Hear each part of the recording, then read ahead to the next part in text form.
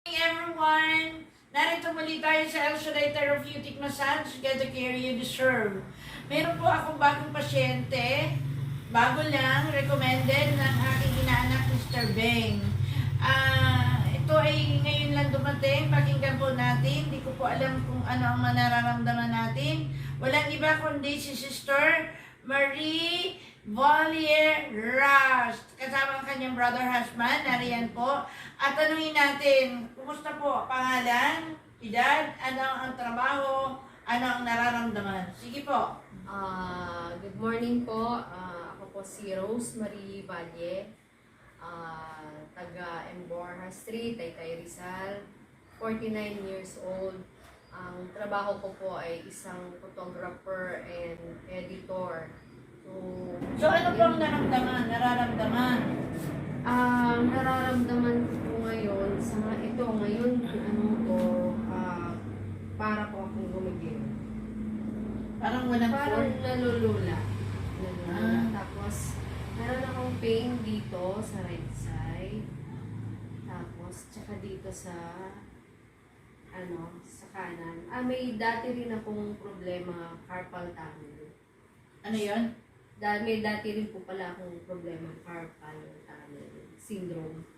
Dahil din sa computer yan. At sa pagbuhat nung baby ko noon, kasi sobrang bigat. Tapos yung back pain ko, yung likod ko masakit. Nung nakakaraan, bigla akong nanghihina, tapos nanginginig,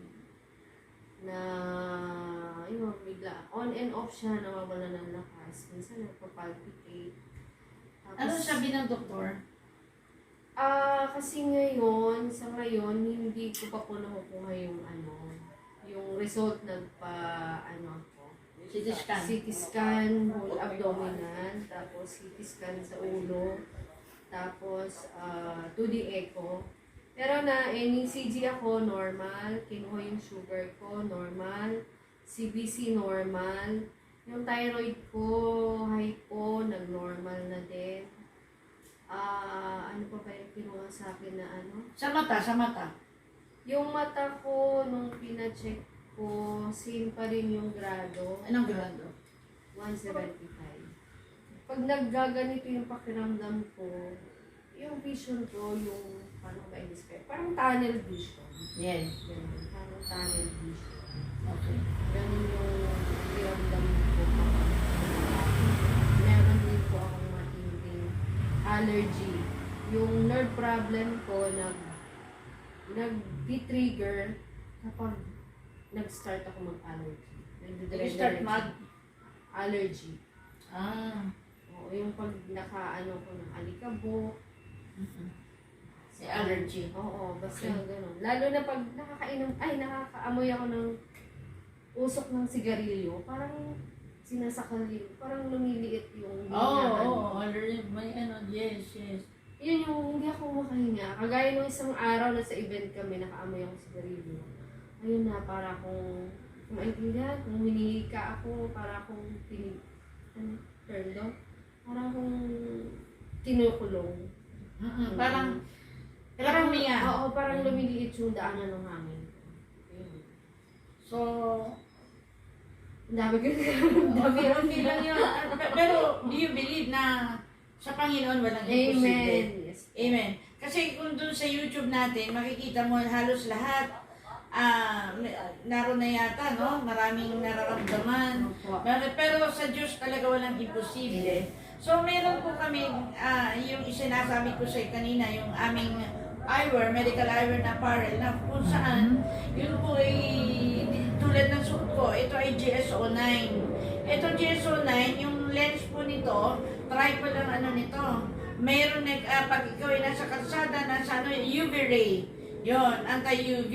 Tapos pag sa computer naman, anti-blue ray, anti-radiation. So, bukod sa lens, itong frame, mayroon itong, kasi 8-in-1 ito yung frame na to, mayroon po negative ions. Ano ba yung negative ions? Yung negative ions ay good for our health. Yung ang tinatawag na fresh oxygen. Hindi na natin nalalangap dito sa ating kasalukuyan, lalo na sa syudad, dahil sa sobrang pollution, di ba? Maglalangap natin ang, nakukuha natin ang negative ion saan? Sa dagat, sa bawat hampas ng alon, may negative ion. Saka yung sa rainforest, no? Saka sa falls. At saka pag may kidlat, ayun. Kaya makikita mo ang mga bata pag umulan, ang sarap ng pakiramdam nila, di ba? Kasi may negative ions that time. So ano nga ba ang negative ions? These negative ions ay nag-ayos good blood circulations. At reduces stress. Oh, di ba? Siyempre, pagka magandang circulation ng blood mo, di ba? Maganda. Then, removes fatigue. Kasi naranasan ko yan, kasi nagtitherapy pa ako, di ba? Pagod. Nung wala pa ako nito, parang isa-dalawa lang, pagod na ako. Gusto ko na mag-lay down. Pero ngayon, kahit walong therapy ko, hindi. Opo, totoo yun. Negative ions. At saka dito, mayroon pa yung tinatawag na far infrared. Ano yung far infrared? Vitamin in the sun. Di ba yung sa umaga? 6. Di ba ang mga bata, pagka bagong panganak, inaano sa araw, no? Para matanggal ang lahat ng mga dumi, no? Kasi ito ang init, vitamin in the sun. Anong function? Ito ang nagde-detox ng mga bara. Detoxifier. Kaya may init, may kunting init. Kaya mayroon kaming nanobelt na kung saan help self-heating. Wala siyang battery. Hindi siya nakasaksak. Pero pag sinot mo, may init.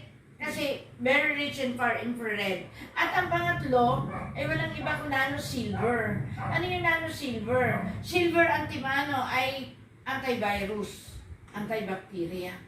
Kaya pag sinuot mo ito, may antibiotic ka natural. Kaya nitong pandemic, ang namin ito, nanokap, may kami yung air purifier, kasi yung pag dumating, di ba, hindi maalam, may virus, di ba? May mga kaya sa awa ng Diyos yan si Beng, dumating yan dito, hindi makamoy, walang panlasa, walang may lagnat, hallelujah. Pero sa awa ng Diyos, protected kami. Kaya kahit ako nakatulong, bakit nano? Ang nano, ibig sabihin, science of small.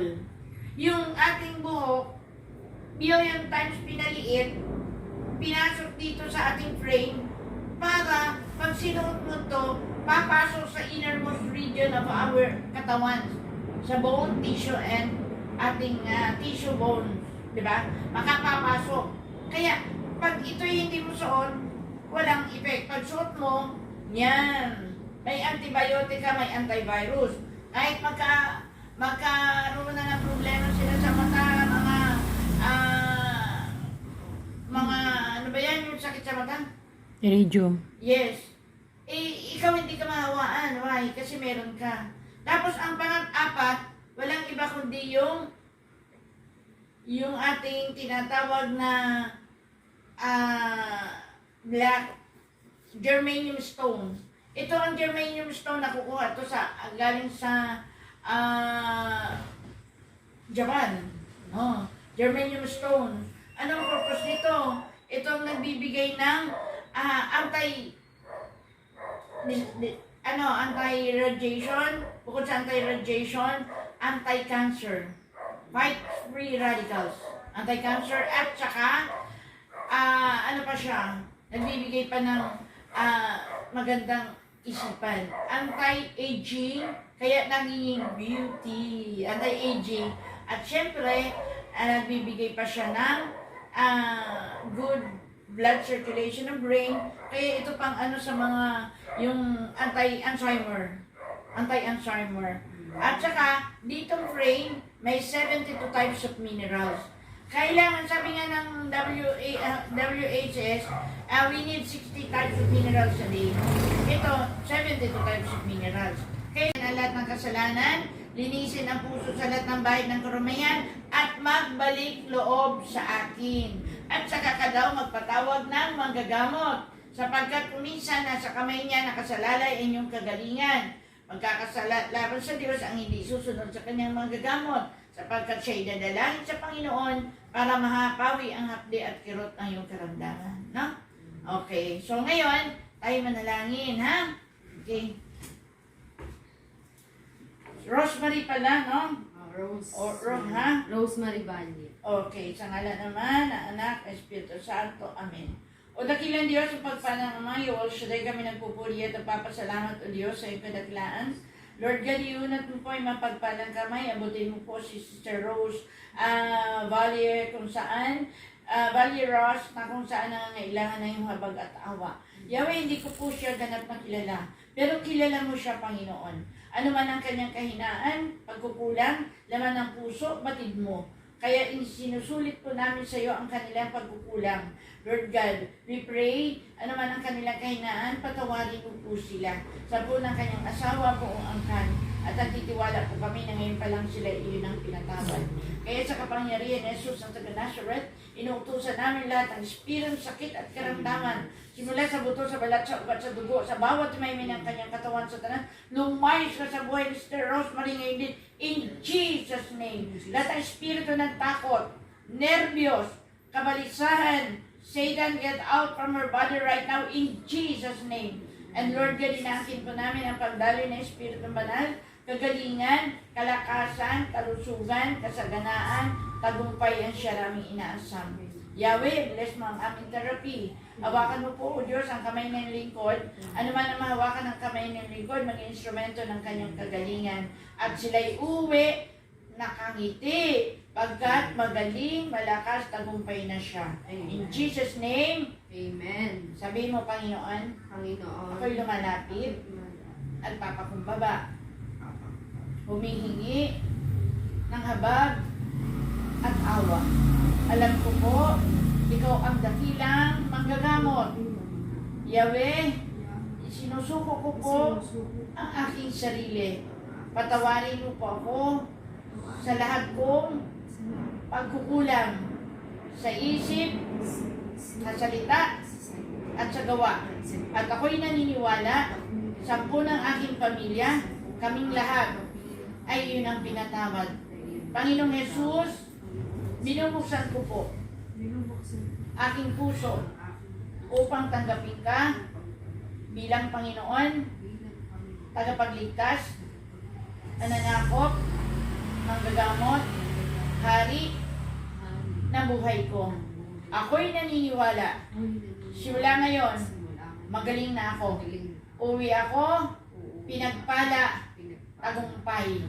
In Jesus' name, Amen. Claim it. Do not doubt. No? Maniwala ka. Amen. At ngayon, pupunta na po tayo sa clinic para tayo mag-therapy. Amen po ba? God bless us all.